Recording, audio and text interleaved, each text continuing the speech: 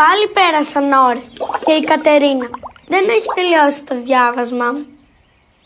Αυτή τη φορά η μαμά της θύμωσε πάρα πολύ. Αυτή τη φορά η μαμά της θύμωσε πάρα πολύ. Βέβαια. Χρόνια πολλά, Κατερίνα.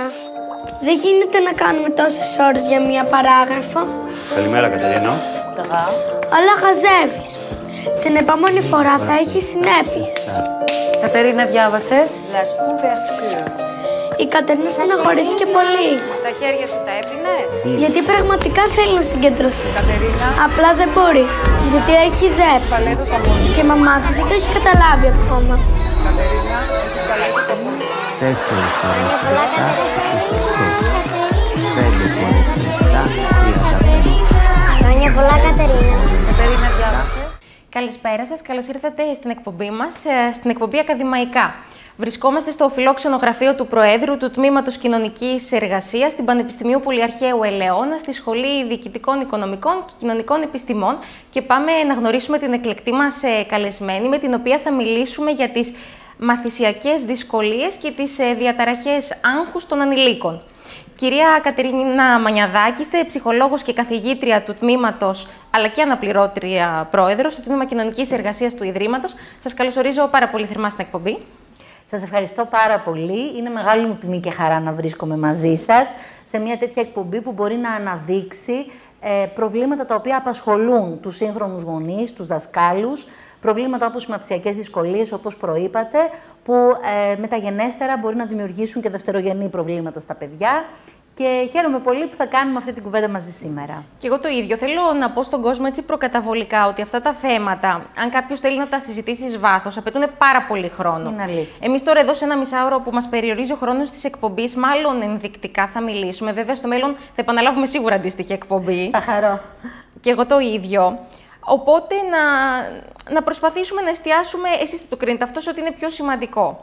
Αλλά χωρίς να εξαντλήσουμε το θέμα, νομίζω αυτό είναι προφανές. Οπότε να ξεκινήσουμε με το να μας εξηγήσετε πώς αυτές οι διαταραχές, δηλαδή οι μαθησιακές δυσκολίες, οι ΔΕΠΗ, τώρα και εγώ δεν είμαι το αντικείμενο, δεν τα ξέρω και ακριβώς, προκύπτουν. Ωραία.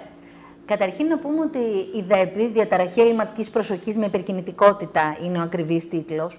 Οι μαθησιακές δυσκολίες, όπως η δυσλεξία για παράδειγμα, αυτές είναι ειδικές μαθησιακές δυσκολίες, ή και η διαταραχή αυτιστικού φάσματος, που οι άνθρωποι γνωρίζουν ως αυτισμό, είναι σε μια ευρύτερη κατηγορία που ονομάζονται νευροαναπτυξιακές διαταραχές. Αυτό και μόνο υποδηλώνει σε έναν βαθμό την αιτιολογία τους. Υπάρχει δηλαδή ένα βιολογικό υπόβαθρο, μια ήπια νευρολογική εγκεφαλική δυσλειτουργία, με την οποία ένα παιδί γεννιέται. Τώρα, γιατί ένα παιδί γεννιέται με τέτοιου είδους δυσκολίες δεν είναι απόλυτα γνωστό και τεκμηριωμένο σε κάθε περίπτωση. Γενικότερα όμως, σε ένα μεγάλο βαθμό ξέρουμε ότι και η κληρονομικότητα παίζει ρόλο και έτσι ένα παιδί γεννιέται με τέτοιες δυσκολίες και ανάλογα με την αντίδραση που θα υπάρχει και τους χειρισμούς του περιβάλλοντος μπορεί να εξελιχθεί και να μειωθούν οι επιπτώσεις αυτής της δυσκολίας στη ζωή του, να αυξηθούν ή ενδεχομένως να αναπτύξει και άλλα προβλήματα, όπως οι διαταραχές άγχους που αναφέρατε στην αρχή ή και τα προβλήματα συμπεριφοράς. Σκέφτομαι τώρα, μιας και λέτε ότι ένα παιδί γεννιέται και επειδή αυτές οι δυσκολίες είναι εγκεφαλικές, όπως είπαμε, μάλλον είναι και πιο δύσκολα, διαγιγνώσκονται πιο δύσκολα από μια βιολογική λειτουργία. Λέω εγώ τώρα, αν το παιδί γεννηθεί χωρίς χέρι, το καταλαβαίνει πιο εύκολο ο γιατρός. Άρα, σε ποια ηλικία ξεκινούν να γίνονται ορατές? Είναι πολύ σημαντική η ερώτησή σας, γιατί η ηλικία στην οποία αυτά όλα μπορούν να γίνουν ορατά, να εντοπιστούν και να εντοπιστούν, έχουν να κάνουν επίσης με το τι θα κάνουμε, πώς θα τα αντιμετωπίσουμε και αν θα έχουμε έγκαιρη ή πρώιμη παρέμβαση ή καθυστερημένη παρέμβαση. Και αυτό έχει επίπτωση στην εξέλιξή τους. Θα σας έλεγα λοιπόν ότι ναι, είναι μια δύσκολη διάγνωση αυτών των διαταραχών σε μικρή ηλικία, αλλά είναι εφικτή. Ένα παιδί, για παράδειγμα, που έχει μια μορφή αυτισμού και από 2 ετών μπορεί να διαγνωστεί. Ένα παιδί το οποίο έχει ΔΕΠΗ μπορεί να διαγνωστεί από την ηλικία περίπου των 4 ετών. Οι μαθησιακές δυσκολίες, ναι, μεν διαγνώσκονται όταν το παιδί πάει σχολείο, αλλά υπάρχουν πρώιμες ενδείξεις και νωρίτερα. Άρα θα έλεγα ότι πριν την ηλικία των 6 ετών μπορούν πολλά από αυτά να εντοπιστούν και να υπάρξουν προγράμματα πρώιμης παρέμβασης που θα βοηθήσουν ένα παιδί να μειώσει εξαιρετικά την επίδραση, την αρνητική που όλα αυτά μπορεί να έχουν στην εξέλιξή του. Το νωρίτερο ηλικιακό όριο που αναφέρεται ήταν τα 2 έτη. Άρα νωρίτερα, ας πούμε, το παιδί μηνών ή ημερών δεν είναι εύκολο να αντιληφθεί κάποιος ειδικός αν έχει κάτι. Σε ηλικία νωρίτερη των 2 ετών δεν μπορούμε να κάνουμε διάγνωση τέτοιων προβλημάτων. Μπορούμε όμως να εντοπίσουμε κάποιες ενδείξεις που παρακολουθώντας το παιδί καθώς μεγαλώνει, να βεβαιωθούμε προς τα πού πάνε. Δηλαδή, ένα παιδί που, για παράδειγμα, θα εκδηλώσει αργότερα τα συμπτώματα του αυτισμού, καθυστερεί να μιλήσει. Το ίδιο και ένα παιδί που θα έχει δέπη. Άρα αργεί όλη η γλωσσική ανάπτυξη. Ένα παιδί που θα εκδηλώσει αργότερα τη διαταραχή αυτιστικού φάσματος, έχει κάποιες δυσκολίες στην επικοινωνία, τη μη λεκτική με τη μητέρα, στον τρόπο που κάθεται στην αγκαλιά, στον τρόπο που συνδυάζει την προσοχή του με αυτή της μητέρας και από νωρίς. Ωστόσο, δεν μιλάμε για διάγνωση σε αυτή την ηλικία, μιλάμε για κάποιες ενδείξεις που τις παρακολουθούμε και μετά τα 2 έτη μπορούμε να δούμε με βεβαιότητα που μας οδηγούν. Συμφωνήσαμε και πριν ξεκινήσει να γράφει κάμερα και ότι θέλουμε να το περάσουμε σαν μήνυμα πόσο σημαντική είναι η πρώιμη διάγνωση και παρέμβαση και κυρίως να ακούν οι νέες μαμάδες. Πώς μπορούν να το δουν αυτό στο μωρό τους, γιατί αυτές έρχονται πρώτα σε επαφή μαζί του. Ένα παιδί 2 ετών δεν θα δει έναν ειδικό στο δρόμο. Η μητέρα πρέπει να το παραδεχτεί και να αποταθεί κάπου. Φυσικά, εκτός από τους γονείς, πλαισιώνονται τα παιδιά και από τους παιδιάτρους τους και από τους παιδαγωγούς προσχολικής ηλικίας, τους βρεφονιπιακούς σταθμούς. Οπότε θα έλεγα ότι είναι σημαντικό να υπάρχει μία γνώση πέρα από τις οικογένειες και στα σχολεία, στις δομές προσχολικής αγωγής και βέβαια και στους παιδιάτρους, γιατί η μαμά μόνη μπορεί, ακόμα και αν δει κάποια πράγματα, να δυσκολευτεί λιγάκι να τα αντιληφθεί ως δυσκολία του παιδιού, γιατί υπάρχει και συναισθηματική εμπλοκή που δημιουργεί πολύ συχνά μια άρνηση. Σε γενικές γραμμές, είναι κάποια αναπτυξιακά ορόσημα που ένα παιδί πρέπει να ακολουθεί για να είμαστε χαρούμενοι ότι αναπτύσσεται τυπικά. Αυτά έχουν να κάνουν με το λόγο, με την κίνηση, με τη συναισθηματική ανάπτυξη. Οπότε, όταν ένα παιδί αργεί να μιλήσει πέρα από τα όρια, τα αναμενόμενα, όταν ένα παιδί παρουσιάζει πολύ έντονες συναισθηματικές εξάρσεις ή αντίθετα απουσία συναισθηματικής εκδήλωσης, όταν ένα παιδί είναι στον παιδικό σταθμό και δυσκολεύεται εξαιρετικά να προσαρμοστεί στο πλαίσιο αυτό, είτε κοινωνικά είτε στις δραστηριότητες που γίνονται σε ένα παιδικό σταθμό. Όλα αυτά είναι κάποιες ενδείξεις που θα πρέπει να μας προβληματίσουν. Άρα είναι σημαντικό να γνωρίζουμε τι πρέπει να κάνει ένα παιδί σε κάθε ηλικία, πότε πρέπει να μιλάει, να περπατάει, να μπορεί να χειρίζεται τα χέρια του, να κόβουμε το ψαλίδι, να συγκεντρώνεται για ένα διάστημα και όταν αυτά τα όρια αποκλίνουν, να μην δίνουμε ερμηνείες του τύπου είναι ακόμα μικρό, είναι ανώριμο, θα τα πει όλα μαζί, αλλά να συμβουλευόμαστε έναν ειδικό για μια αξιολόγηση. Σωστά. Να απενοχοποιήσουμε στο σημείο αυτό τους γονείς, γιατί όπως είπαμε και νωρίτερα οι δυο μας, είναι βιολογικό το υπόβαθρο, δεν έχει να κάνει με τα ερεθίσματα που λαμβάνει ένα παιδί. Δηλαδή, αν του μιλάει συνέχεια ότι θα μιλήσει άμα πάσχει από κάποιο τέτοιο ζήτημα. Έχετε απόλυτο δίκιο και αυτό είναι ένας μύθος που ενοχοποιεί δυστυχώς πολλούς νέους γονείς, κυρίως τις μαμάδες μπορώ να πω, και θεωρούν ότι κάτι κάνουν λάθος. Τα παιδιά με αυτές τις δυσκολίες γεννιούνται με αυτές τις δυσκολίες. Φυσικά το περιβάλλον μπορεί να βοηθήσει στο να μειωθούν ή δυστυχώς να συμβάλλει στο να αυξηθούν. Άρα δεν είναι άμυρο ευθυνών για την έκβαση όλων αυτών, όχι όμως για την παθογένεση. Ένα παιδί, εάν ζει σε ένα ομιλόν περιβάλλον και δεν είναι στερημένο ερεθισμάτων επειδή είναι κλεισμένο σε ένα υπόγειο, για παράδειγμα, θα μιλήσει, είτε του διαβάζουν παραμύθια, είτε δεν του διαβάζουν. Τώρα, το τι λεξιλόγιο θα αποκτήσει, το πόσο όμορφα θα μάθει να μιλά, αυτό έχει να κάνει με την κοινωνικοποίηση. Αλλά η αρχική εκδήλωση του λόγου είναι νευρολογικά προσδιοριζόμενη και αν δεν εμποδιστεί με κάποιον ακραίο τρόπο, θα εκδηλωθεί ανεξάρτητα από το τι θα κάνουν οι γονείς. Το ίδιο και η κινητικότητα. Ωραία, θέλω στο σημείο αυτό να δώσουμε έτσι λίγο μια άλλη τροπή στην κουβέντα, γιατί δεν είναι σωστό πάντα να θυματοποιούμε με έναν τρόπο όλες τις καταστάσεις. Υπάρχει και η σκοτεινή πλευρά, φερειπίν, εσείς θα μου το πείτε αυτό, μάλλον συνδέονται κάποια σύνδρομα διάσπασης προσοχής με την αυξημένη παραβατικότητα ή την εκδήλωση παραβατικών συμπεριφορών. Ισχύει αυτό? Θα σας πω τι συμβαίνει. Όταν ένα παιδί έχει γενικότερα μια νευροαναπτυξιακή δυσκολία και αυτό που αναφέρεται είναι πιο σύνηθες να συνδέεται με τη δέπη, για την οποία σας πω δύο λόγια για να γίνει σαφές και στους ακροατές μας περί τίνος πρόκειται, τότε δεν αποκλείεται σε μεταγενέστερη ηλικία στη βάση αυτού του προβλήματος να αναπτυχθεί ένα άλλο, όπως η παραβατικότητα. Λοιπόν, η δέπη έχει τρία βασικά χαρακτηριστικά. Τα άτομα με ΔΕΠ είναι άτομα τα οποία έχουν ελλειμματική προσοχή, δηλαδή δυσκολεύονται να συγκεντρωθούν παρατεταμένα όταν χρειάζεται πνευματική προσπάθεια και όταν δεν υπάρχει υψηλό κίνητρο. Γιατί αν υπάρχει υψηλό κίνητρο μπορούν να συγκεντρωθούν αρκετά καλά, αλλά δεν υπάρχει πάντα υψηλό κίνητρο στο σχολείο, για παράδειγμα, ή στις μαθησιακές δραστηριότητες, που μπορεί να είναι και πολύ βαρετές. Έχουμε λοιπόν την ελλειμματική προσοχή, έχουμε την υπερκινητικότητα και ένα πολύ βασικό χαρακτηριστικό, την παρορμητικότητα. Παρορμητικότητα σημαίνει χαμηλός αυτοέλεγχος. Άρα, δυσκολεύομαι να αντισταθώ στον πειρασμό. Παρασύρωμαι ευκολότερα. Δεν σκέφτομαι έγκαιρα τις συνέπειες των πράξεών μου. Αυτά λοιπόν τα χαρακτηριστικά της παρορμητικότητας, σε συνδυασμό με βιώματα αποτυχίας που μπορεί να έχουν τα παιδιά στο σχολείο, γιατί τα παιδιά αυτά έχουν πολύ συχνά και μαθησιακές δυσκολίες, σε συνδυασμό με τις παρατηρήσεις που μπορεί να δέχονται από γονείς και δασκάλους, χαρακτηρισμούς ότι είναι τεμπέλικα, για παράδειγμα, και άλλα τέτοια αρνητικά, οδηγούν παιδιά που φτάνουν στην εφηβεία έχοντας διαμορφώσει χαμηλή αυτοεκτίμηση. Και αυτό είναι ένα πολύ σημαντικό θέμα. Διότι όταν έχεις χαμηλή αυτοεκτίμηση, αναζητάς την προσοχή και την αποδοχή εκεί που μπορείς να τη βρεις. Και αν δεν μπορείς να τη βρεις μέσα από το σχολείο, γιατί έχεις μαθησιακές δυσκολίες, αν δεν μπορείς να τη βρεις επαρκώς μέσα από την οικογένεια, γιατί λόγω της συμπεριφοράς σου δέχεσαι πολλές παρατηρήσεις, αναζητάς να τη βρεις μέσα από τους συνομιλίκους. Και η παρορμητικότητα σε συνδυασμό με την αυξημένη ανάγκη των εφήβων για αποδοχή, τους οδηγούν πολύ συχνά να μπλέξουν με παραβατικές παρέες, με περιθωριοποιημένα άτομα που εκμεταλλεύονται την ανάγκη τους για προσοχή και τη χαμηλή αυτοεκτίμηση και τους προσφέρουν ένα κλίμα στο οποίο αισθάνονται πολύ αποδεκτοί, πολύ ικανοί και έτσι πολύ εύκολα, εάν δεν υπάρχει η κατάλληλη αντιμετώπιση, το κατάλληλο υποστηρικτικό πλαίσιο, ένα παιδί που έχει θέματα παρορμητικότητας και αυτοελέγχου, με χαμηλή αυτοεκτίμηση στην εφηβεία μπορεί να σχετιστεί με την παραβατικότητα, να μπλέξει με τη χρήση ουσιών και να έχει μια πολύ αρνητική εξέλιξη. Αυτό όμως θα ήθελα να μην πιστέψουμε ότι όλα τα παιδιά με ΔΕΠ θα καταλήξουν έτσι, για κανένα λόγο. Είναι ένα μικρό ποσοστό, το ποσοστό αυτών των παιδιών που δεν έχουν την ανάλογη στήριξη όπως πρέπει νωρίτερα.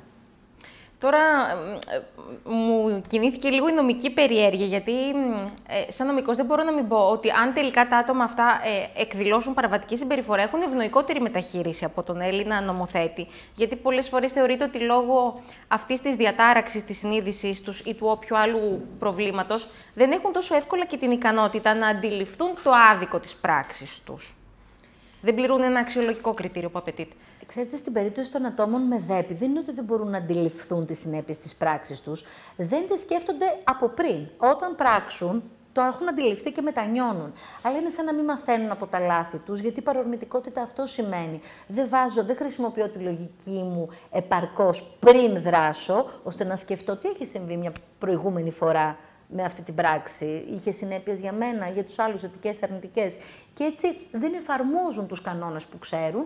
Στη συνέχεια, βέβαια, αφού έχει διαπραχθεί το όποιο αδίκημα, αντιλαμβάνονται το λάθος. Απλά αυτό δεν τους βοηθά να το διορθώσουν. Δεν γνωρίζω αν νομοθετικά υπάρχει μια ευνοϊκότερη ρύθμιση. Δεν νομίζω για τα άτομα με ΔΕΠ να υπάρχει ευνοϊκότερη μεταχείριση. Πιθανότατα για άτομα με σοβαρότερα θέματα ψυχικής υγείας. Ναι, από ό,τι κατάλαβα, η ΔΕΠ είναι μια πιο ήπια μορφή. Ναι. Θεωρείται ψυχική νόσος. Θεωρείται μια νευροαναπτυξιακή διαταραχή. Εντάσσεται στην ευρύτερη κατηγορία. Βέβαια, η αλήθεια είναι, εμένα μου αρέσει περισσότερο να στέκω σε μια νεότερη ορολογία που μιλάει για νευροδιαφορετικότητα. Πρώτη φορά ακούω αυτή την ορολογία. Νομίζω είναι σημαντικό να το πούμε, γιατί ξεφεύγει λίγο από την παθολογικοποίηση και την ψυχιατρικοποίηση τέτοιου είδους συμπεριφορών. Η νευροδιαφορετικότητα αναφέρεται σε ένα διαφορετικό τρόπο, αν θέλετε, καλωδίωσης του εγκεφάλου, νευρονικής λειτουργίας. Και ο άλλος όρος είναι η νευροτυπικότητα. Ένας άνθρωπος λοιπόν που δεν έχει κάποιο τέτοιο θέμα λέγεται νευροτυπικός και ένας άνθρωπος που μπορεί να έχει ΔΕΠ ή αυτισμό νευροδιαφορετικός. Αυτός είναι ένας για μένα αποτελεσματικότερος όρος, γιατί σημαίνει το εξής, ότι αν αυτοί οι άνθρωποι ζούσαν σε ένα περιβάλλον που τους διευκόλυνε στο να λειτουργούν με έναν διαφορετικό τρόπο, τότε δεν θα είχαν προβλήματα λειτουργικότητας. Για παράδειγμα, το σημερινό σχολείο είναι ένα σχολείο που απαιτεί από ένα παιδί να κάθεται 6 ώρες την ημέρα, καθυλωμένο σε μια καρέγκλα, να είναι συγκεντρωμένο για ώρες παρακολουθώντας ένα μάθημα, να πρέπει να διαχειρίζεται πολύ γρήγορους χρόνους. Τα άτομα με ΔΕΠ έχουν δυσκολίες σε αυτούς τους τομείς. Αν ήταν όμως Το σχολείο διαμορφωμένο με έναν άλλο τρόπο, που επέτρεπε την κίνηση, επέτρεπε πιο συχνά διαλύματα εκτόνωσης της ενέργειας, ήταν πιο διαδραστικό, ανέπτυσε μεγαλύτερο κίνητρο στα παιδιά και κριτική σκέψη, τότε αυτά τα παιδιά μπορεί να μην είχαν τελικά τόσες δυσκολίες. Να σας πω και εγώ τη γνώμη πάνω σε αυτό. Έτσι όπως το ακούω, έχει στην Ελλάδα τώρα, ανεξαρτήτως αυτού του ζητήματος, θεθεί πολλές φορές το μαθησιακό μοντέλο. Άμα είναι σωστό, πάντα υπάρχουν συζητήσεις και στο Υπουργείο Παιδείας, φαντάζομαι, είναι κάτι που διαχρονικά εξετάζεται. Αλλά από την άλλη πλευρά, αν ένα παιδί. Θέλω να πω ότι και το παραδοσιακό μοντέλο δεν είναι εύκολο να αλλάξει για κάποια άτομα που θα ήθελα να μας πείτε στο σημείο αυτό το ποσοστό τους, να δούμε και σαν ποσόστοση πόσα είναι αυτά τα παιδιά. Κοιτάξτε, με βάση συντηρητικές εκτιμήσεις, ένα ποσοστό περίπου 5 με 7% των παιδιών αντιμετωπίζει τη διαταραχή ελλειμματικής προσοχής, υπερκινητικότητα. Στον φάσμα των μαθησιακών δυσκολιών είναι περισσότερα, γιατί οι μαθησιακές δυσκολίες είναι και άλλου τύπου. Στο φάσμα του αυτισμού είναι λιγότερα, είναι γύρω στο 3%, αν δεν κάνω λάθος. Όλα αυτά, αν τα συνυπολογίσουμε, ένα 10-12% των παιδιών έχει αρκετά προβλήματα που σχετίζονται και με τη μάθηση και με τη συμπεριφορά. Οπότε το τι πρόβλεψη θα έχουμε και στα σχολεία μας και γενικότερα στην πρόνοια για αυτά τα περιστατικά είναι πάρα πολύ σημαντικό. Είναι και νομίζω ότι το κράτος τους δίνει παράλληλη στήριξη. Υπάρχουν κάποια εργαλεία. Υπάρχουν, είναι αλήθεια, κάποια εργαλεία. Τώρα στην πράξη το πόσο συχνά τελικά δίνονται αυτές οι βοήθειες, το αν φτάνουν έγκαιρα, το αν έχουν την εξειδίκευση που πρέπει, είναι ένα άλλο θέμα. Ναι, γιατί είναι σημαντικό να τονίσουμε ότι στο τέλος της μέρας, εσείς το είπατε αυτό, σαν ωραία τάκα, ότι τα παιδιά αυτά δεν θα κληθούν να ζήσουν σε μια ειδική κοινωνία, αλλά στην κανονική κοινωνία που είναι δυστυχώς πολύ σκληρή και ανταγωνιστική. Γι' αυτόν ακριβώς το λόγο και λέμε ότι αυτά τα παιδιά πρέπει, εφόσον σε αυτό το περιβάλλον καλύπτουν να ζήσουν, εφόσον αυτές είναι οι προδιαγραφές και του σχολείου και της κοινωνίας, θα πρέπει να βοηθηθούν να προσαρμοστούν στο δυνατόν καλύτερα. Γιατί στην πραγματικότητα όταν τελειώσουν το σχολείο και δεν θα έχουν καμία από αυτές τις διευκολύνσεις και παροχές, θα πρέπει να μπορούν να ελέγξουν και την παρορμητικότητα και να συγκεντρώνονται καλύτερα και τη διαχείριση του χρόνου να έχουν μάθει να κάνουν και οργανωτικές δεξιότητες να έχουν αποκτήσει, γιατί όλα αυτά είναι ελλειμματικά σε αυτά τα παιδιά. Οπότε γι' αυτό και χρειάζεται η πρώιμη παρέμβαση που είπαμε. Όσο πιο νωρίς ένα παιδί που έχει αυτές τις δυσκολίες εκπαιδευτεί να τις αντιμετωπίζει, γιατί η πρώιμη παρέμβαση αφορά σε ψυχοπαιδαγωγικά προγράμματα όπου το παιδί μαθαίνει να διαχειρίζεται και εκπαιδεύεται στο να βελτιώνει όλα αυτά τα σημεία στα οποία δυσκολεύεται. Η πρώιμη παρέμβαση λοιπόν γίνεται σε μια περίοδο που υπάρχει αυτό που λέμε νευροπλαστικότητα εγκεφάλου. Δηλαδή, ό,τι και αν κάνουμε, το παιδί έχει πολύ μεγαλύτερη επίδραση. Εκπαιδεύεται ο αναπτυσσόμενος εγκέφαλος. Υπάρχει ακόμα μεγάλη δυνατότητα αλλαγών. Ενώ σε μεγαλύτερες ηλικίες αυτή η νευροπλαστικότητα μειώνεται και τα προγράμματα μπορεί να μην έχουν την ίδια ακριβώς επίδραση όπως όταν γίνουν νωρίς. Εγώ νομίζω ότι τώρα αυτό που είπατε για την νευροπλαστικότητα του εγκεφάλου είναι η πεμπτουσία της σημερινής μας κουβέντας. Γιατί αυτό δείχνει, ξαναλέω, επειδή είναι το κομμάτι αυτό του εγκεφάλου που δεν είναι τόσο ορατό, είναι από τα συμπτώματα. Άμα ήταν ένα κομμάτι του σώματος που έπασχε, θα το έβλεπε κανείς πιο εύκολα, έτσι ώστε να επενεργήσει. Άρα, έχει να κάνει και με την αποτελεσματικότητα της θεραπείας, η έγκαιρη παρέμβαση. Ακριβώς αυτό είναι. Είπατε τη λέξη κλειδί. Η αποτελεσματικότητα της θεραπείας με την έγκαιρη παρέμβαση είναι πολύ μεγαλύτερη για πολλούς λόγους. Ένας λόγος είναι η νευροπλαστικότητα, ότι παρεμβαίνεις στο να εκπαιδεύσεις ένα παιδί και εκπαιδεύοντας ένα παιδί εκπαιδεύεται ο εγκέφαλος. Άρα ακόμα και τμήματα του εγκεφάλου που μπορεί να μην λειτουργούν τόσο αποτελεσματικά, μπορεί να βελτιωθεί η ίδια η νευρονική τους δομή. Οπότε είναι κάτι πολύ. Γι' αυτό σε αυτή την περίπτωση μιλάμε για πρώιμη παρέμβαση και αποτελεσματικότητα της παρέμβασης, ενώ σε μεγαλύτερη ηλικία μιλάμε για διαχείριση των συμπτωμάτων, που είναι πολύ διαφορετικό. Αλλά υπάρχει και κάτι άλλο. Σε αυτές τις μικρές ηλικίες δεν έχουν αναπτυχθεί αυτό που λέμε δευτερογενή προβλήματα. Δεν έχουν αναπτυχθεί προβλήματα άγχους, για παράδειγμα. Να περάσουμε, Εύα. Που είναι σημαντικό να περάσουμε σε αυτό. Δεν έχει μειωθεί αυτοεκτίμηση. Άρα έχουμε να αντιμετωπίσουμε μόνο τα πρωτογενή προβλήματα. Λοιπόν, ας περάσουμε τώρα στις διαταραχές άγχους, οι οποίες είναι πολλές. Εγώ έτσι μια σύντομη έρευνα που έκανα δημοσιογραφική είχαν αυξηθεί πολύ και στους ανηλίκους και στους ενηλίκους και στην περίοδο της κρίσης που βιώσαμε στη χώρα, αλλά και με την πανδημία. Κάπου διάβαζα κατά 30 φορές ότι αυξήθηκαν. Πάρα πολύ, ναι. Τώρα, το ποσοστό είναι μεγάλο. Σωστά. Δηλαδή, οι διαταραχές άγχους, ας ξεκινήσουμε από τα μικρά παιδιά. Γιατί φαντάζομαι ότι είναι άλλο ένα μικρό παιδί, άλλο ένας έφηβος, που ξεκινάει και η σεξουαλική ταυτότητα. Σίγουρα, είναι άλλη αναπτυξιακή περίοδος και η εκδήλωση του άγχους είναι διαφορετική και τα αίτια του άγχους είναι διαφορετικά πολλές φορές. Και να καταλήξουμε στο 18 με 25, που τελικά μάλλον εκεί εκδηλώνονται οι περισσότερες ψυχιατρικές παθήσεις. Εγώ δεν το γνώριζα, σήμερα το έμαθα. Θα σας πω. Το άγχος, καταρχήν να ξεκινήσουμε ότι είναι ένα λειτουργικό φυσιολογικό συναίσθημα. Πρέπει να έχουμε ένα επίπεδο άγχους, γιατί με την έννοια του άγχους μιλάμε για εγρήγορση και διέγερση του εγκεφάλου στην ουσία. Διεγείρεται ο εγκέφαλος, είμαστε σε εγρήγορση για να αντιμετωπίσουμε την καθημερινότητά μας, αυτά στα οποία πρέπει να ανταποκριθούμε. Όμως όταν το άγχος ξεπερνά κάποια επίπεδα και μας κατακλείζει, τότε γίνεται δυσλειτουργικό. Γιατί αντί να είναι μια κινητήριος δύναμη για δράση, γίνεται μια δύναμη ώστε να μας παγώσει και να αποφύγουμε πράγματα. Οδηγούμαστε στην αποφυγή όταν έχουμε πολύ άγχος. Και αυτό δεν είναι λειτουργικό. Οι διαταραχές άγχους, λοιπόν, στην ουσία είναι προβλήματα που προκαλεί το αυξημένο άγχος σε ένταση, σε έκταση, σε συχνότητα, και αυτό μπορεί να ξεκινήσει από μικρή ηλικία. Βέβαια, σε ηλικίες όπως της εφηβείας ή της πρώτης ενηλικίωσης, αυτό μπορεί να κορυφωθεί και να διωγγωθεί. Τώρα, τι μπορεί να προκαλεί άγχος στα παιδιά? Στα πολύ μικρά παιδιά, άγχος μπορεί να προκαλούν οι προσδοκίες των γονέων τους, για παράδειγμα. Όταν έχουμε υπερβολικές απαιτήσεις από τα παιδιά σε ηλικίες που δεν έχουν ακόμα το αναπτυξιακό επίπεδο να ανταποκριθούν, αυτό γεννάει άγχος. Άγχος μπορεί να προκαλέσει το διάχυτο άγχος που υπάρχει σήμερα στις οικογένειες. Λόγω και των οικονομικών προβλημάτων. Δηλαδή, να πάρουμε για παράδειγμα ένα παιδί το οποίο είναι υγιέστατο βιολογικά και είναι σε ένα πολύ στρεσογόνο περιβάλλον όπου ο μπαμπάς και η μαμά δουλεύουν για 700 ευρώ, γιατί αυτή είναι η σύγχρονη ελληνική πραγματικότητα. Μεταφέρουν αυτό το άγχος στο παιδί. Παράλληλα, μπορεί να μην υπάρχει κάποιος να το κρατήσει στο σπίτι. Δηλαδή, το παιδί δεν ζει σε μία φούσκα. Αν και, για να είμαστε ειλικρινείς, τουλάχιστον όσο το ψάξα εγώ, χωρίς να είμαι ειδική, τα παιδιά μάλλον τα προστατεύει και λίγο η φύση τους. Ίσως να μην έχουν τα δικά μας άγχη, ακόμα και αν τους τα μεταφέρουμε. Έχουν μια παιδικότητα, μια αγνότητα, μια άλλη εστίαση στα πράγματα.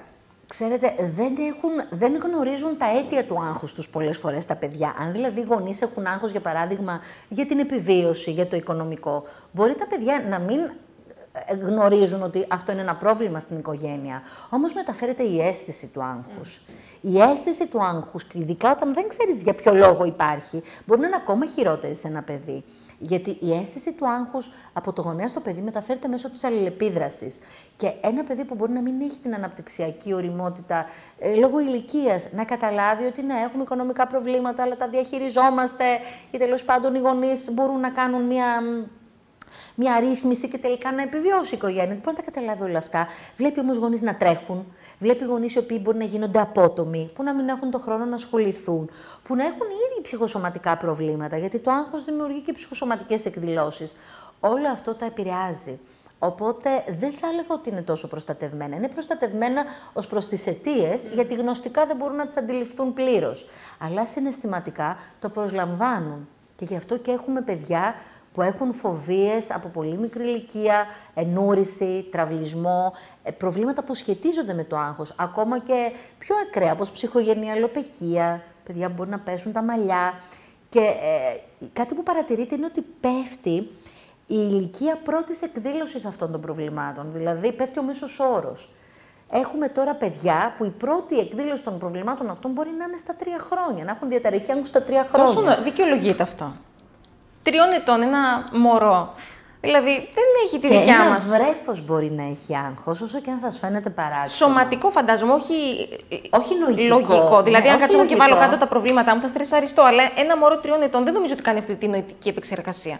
Μαθαίνει να αντιλαμβάνεται μέσα από την αλληλεπίδραση με αγχωτικούς γονείς ή άλλους ενήλικες, μαθαίνει να βλέπει τα πάντα γύρω του ως πιο επικίνδυνα και ως πιο υπερβολικά σε σχέση με το πώς είναι πραγματικά. Δηλαδή, αποκτά μία συνήθεια γνωστικά να ερμηνεύει τα πράγματα στην υπερβολή τους. Κακό είναι αυτό.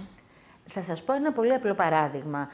Μωρά 6 μηνών που οι μητέρες τους είχαν επιλόχιο κατάθλιψη, είχαν μία αντίδραση στο φύσιμα της σαπουνόφουσκας, αυτό το παιχνίδι που βγάζει φούσκες, μία αντίδραση αγχογόνο, δηλαδή έβαλαν τα κλάματα, ενώ παιδιά μητέρων που δεν είχαν τέτοιο θέμα στην ίδια ηλικία γέλαγαν.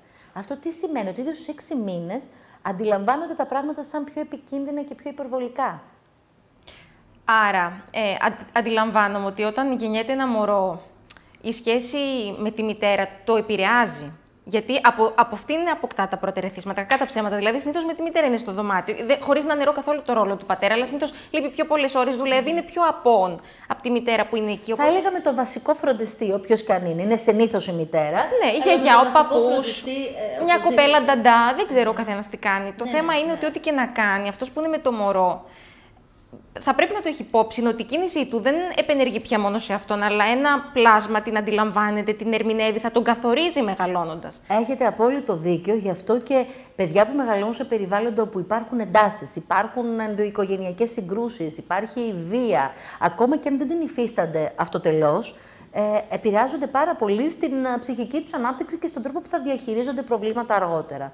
Αν τώρα σε αυτό συνυπολογίσουμε τα προβλήματα της εποχής, και αν θέλετε να βάλουμε και μια παράμετρο να έχουμε και ένα νευροαναπτυξιακό πρόβλημα, όπως είπαμε στην αρχή, τότε ένα δευτερογενές πρόβλημα όλων αυτών, καθώς το παιδί μεγαλώνει, πολύ πιθανό να είναι η εκδήλωση μιας διαταραχής άγχους. Ωραία. Στα 2-3 λεπτά που μας απομένουν δυστυχώς μόνο για να κλείσουμε, δεν θεωρώ αμεληταία την ηλικιακή ομάδα 18-25, με την έννοια ότι πείτε ότι ένα παιδάκι πέρασε όλο το σχολείο, μπήκε στο πανεπιστήμιο και ξαφνικά στα 18-19 εμφανίζει ένα ψυχικό σύνδρομο, να το πω, εμφανίζει μια συμπεριφορά. Ένα πρόβλημα ψυχικής υγείας. Και μένουν οι γονείς να διερωτώνται, μα ήταν το καλό παιδί, ο παραστάτης στο σχολείο, τι συνέβη, πώς μπορεί να εκδηλωθεί τόσο αργότερα στην ενήλικη ζωή, ένα τόσο σοβαρό θέμα? Η αλήθεια είναι ότι υπάρχουν προβλήματα ψυχικής υγείας που εκδηλώνονται κατά κανόνα σε αυτές τις ηλικίες. Αφενός υπάρχουν γενετικές προδιαθέσεις που χρειάζονται, όπως οι ψυχιατρικές διαταραχές, όπως η σχιζοφρένεια για παράδειγμα, οι ψυχώσεις. Χρειάζονται ένα επίπεδο αυξημένων στρεσογόνων παραγόντων για να εκδηλωθούν και είναι σαν να αυτοί οι παράγοντες όταν τα παιδιά πια φεύγουν από τον κλειό, τον προστατευτικό της οικογένειας και χρειάζονται να λειτουργήσουν αυτόνομα ως φοιτητές για παράδειγμα ή ως νέοι εργαζόμενοι, αυτό να προκαλεί την εκδήλωση αυτών των προβλημάτων. Αλλά οι φοιτητές, επειδή είμαστε σε ένα πανεπιστήμιο, είναι πραγματικά μια ομάδα. Ανάμεσά τους υπάρχουν πολλά παιδιά με προβλήματα και είναι πολύ σημαντικό και τα πανεπιστήμια να έχουν δομές που να τα υποστηρίζουν, γιατί σε αυτή τη μετάβαση, αν θέλετε, στην ενηλικίωση, υπάρχουν πάρα πολλές δυσκολίες που μπορεί να κάνουν εκείνη την περίοδο ένα παιδί που ζώντας υπό την προστασία της οικογένειας τα κατάφερνε, τώρα πλέον να στρεσάρεται σε βαθμό που να εκδηλώνει τέτοια προβλήματα. Δυστυχώς, επειδή φτάσαμε στη λήξη, δεσμεύομαι να επαναλάβουμε και να εξελίξουμε την κουβέντα μας, κυρία Μανιαδάκη, και σας ευχαριστώ πολύ θερμά για τη σημερινή συζήτηση. Και εγώ σας ευχαριστώ και είμαι στη διάθεσή σας να συνεχίσουμε την κουβέντα μας.